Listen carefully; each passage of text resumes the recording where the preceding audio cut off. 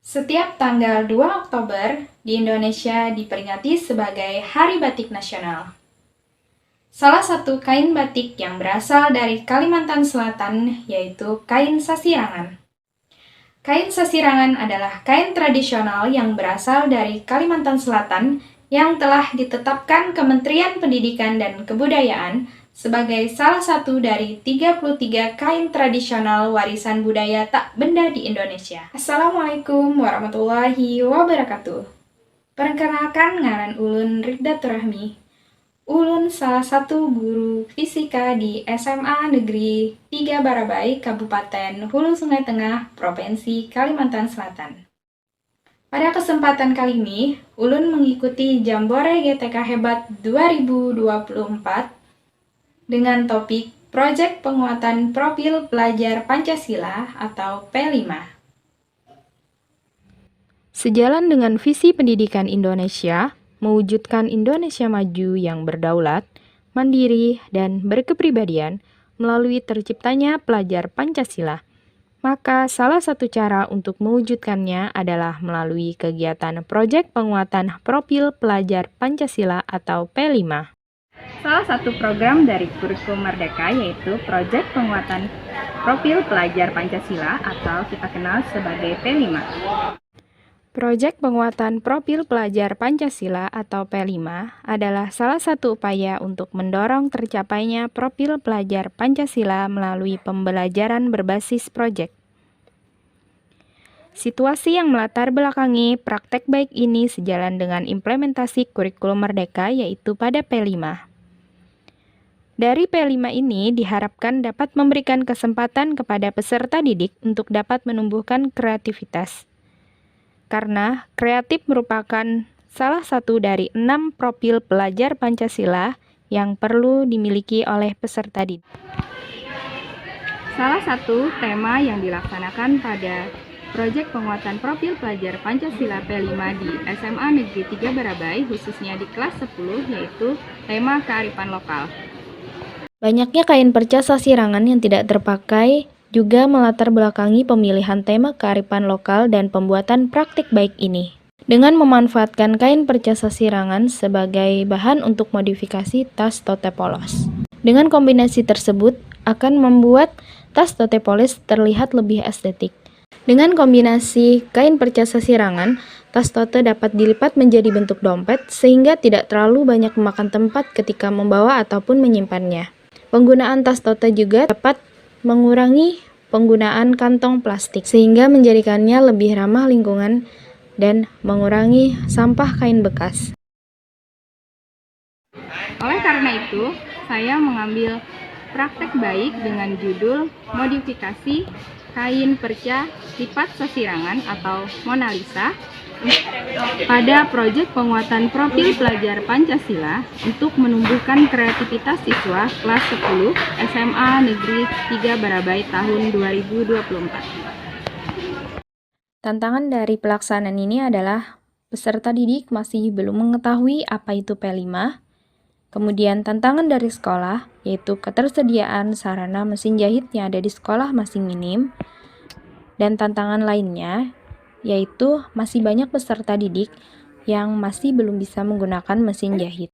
Tahapan dalam P5 dimulai dari tahap pengenalan. Sebelumnya, koordinator P5 berdiskusi untuk menentukan tahapan apa saja yang akan dilakukan. Kemudian berdiskusi bersama guru mata pelajaran yang terlibat. Tahap pengenalan terdiri dari pemberian materi tentang P5, dimensi-dimensi profil pelajar Pancasila, serta tema-tema dalam P5. Penyampaian materi dibantu oleh guru mata pelajaran yang terlibat. Tahap kedua yaitu tahap kontekstualisasi. Pada tahap ini adalah mengidentifikasi tema-tema P5 yang ada, kemudian mengaitkannya dengan budaya lokal dan alat bahan keseharian yang mudah ditemukan. Melalui tahap ini, tema P5 yang diambil yaitu kearifan lokal dengan memanfaatkan budaya setempat yaitu kain sasirangan berupa kain perca yang akan dimodifikasi pada tas polos berbahan belacu. Adapun karakter profil pelajar Pancasila yang ingin dicapai dalam tema kearifan lokal ini adalah dimensi bergotong royong dengan sub-elemen kerjasama dan dimensi kreatif. Tahap ketiga yaitu tahap aksi yang merupakan tahapan proses dilakukan pembuatan tas Mona Lisa. Adapun tahapan pembuatannya adalah sebagai berikut. Yang pertama, menyiapkan alat dan bahan. Alat dan bahan yang perlu dipersiapkan adalah sebagai berikut.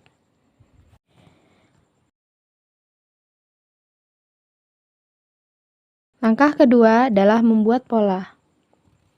Membuat pola dengan terlebih dahulu mengukur kain perca sasirangan dengan ukuran minimal 30 x 20 cm. Kemudian menyetrika kain tersebut agar mudah nantinya dalam pembuatan pola. Buat 2 buah pola persegi panjang dengan ukuran 30 x 20 cm dengan menggunakan kain perca yang sama ataupun memiliki warna yang mirip. Pada salah satu sisi, bagian atas pola dibuat setengah lingkaran menggunakan busur ataupun tutup kaleng. Langkah berikutnya adalah memotong pola. Hendaklah pada saat memotong diberi jarak sekitar setengah atau 1 cm dari pola yang ada. Langkah berikutnya adalah menjahit pola. 2 buah pola yang telah dibuat kemudian disatukan dengan di bagian tengahnya diberi kain pengeras yang biasanya digunakan untuk kerah. Setelah 2 buah pola tersebut dijahit, langkah selanjutnya adalah menyatukan pola tersebut ke tote polos dengan meletakkan pola sasirangan di bagian tengah tote dan menjahitnya. Bagian setengah lingkaran dan bagian atas tidak dijahit. Bagian setengah lingkaran nantinya berfungsi sebagai penutup tote agar bisa dilipat menjadi dompet.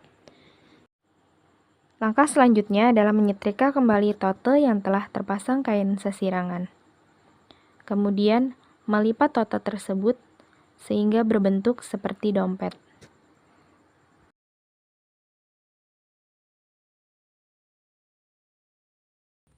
Tahap terakhir dari kegiatan ini yaitu tahap refleksi yang merupakan hasil yang dicapai peserta didik selama mengikuti kegiatan P5 dengan tema kearifan lokal.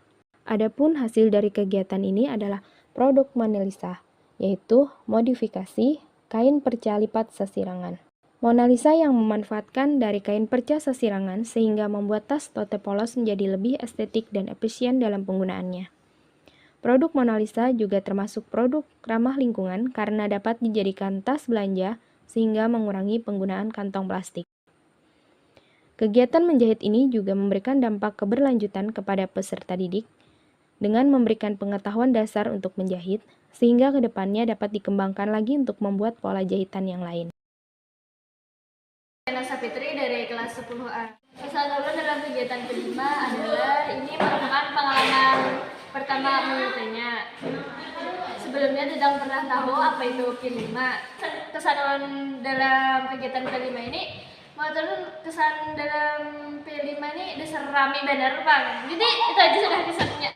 Demikian praktik baik yang telah kami lakukan. Semoga dapat menjadi inspirasi bagi sekolah-sekolah lain yang ingin menerapkan tema kearifan lokal. Wassalamualaikum warahmatullahi wabarakatuh.